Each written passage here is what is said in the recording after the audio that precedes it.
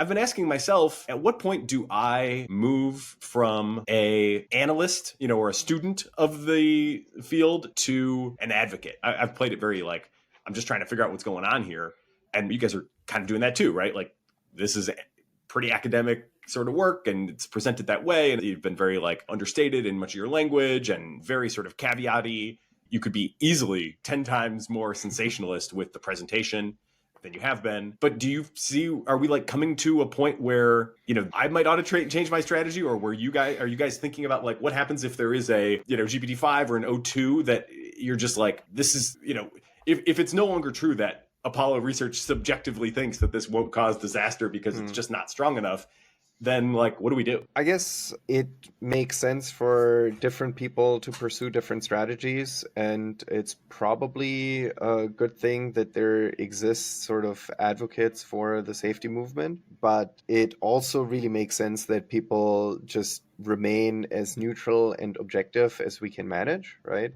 And I think because we all agree that nothing catastrophic is going to come as a result of current deployments, it just makes a lot of sense that we're building trust with other researchers and with the public and also with the labs, that they know we are not going to sensationalize results, that we're really just trying to give our honest assessment.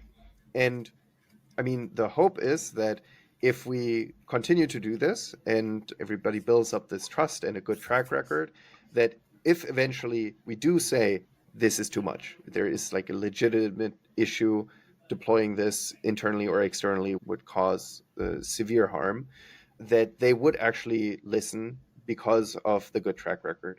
That being said, legislation leading to evaluation that has teeth would, of course, be preferable over trusting that everybody is able to make the best decisions under severe time pressures, under severe economic pressures, and scientific uncertainty, right?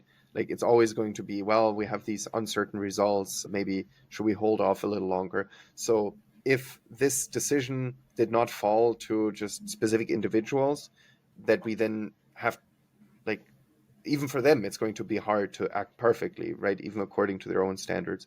Just being able to say, well, there is governance in place, that would, of course, be way, way, way preferable. So let's see if we get there. And hopefully this work shifts the Overton window ever so slightly in that direction.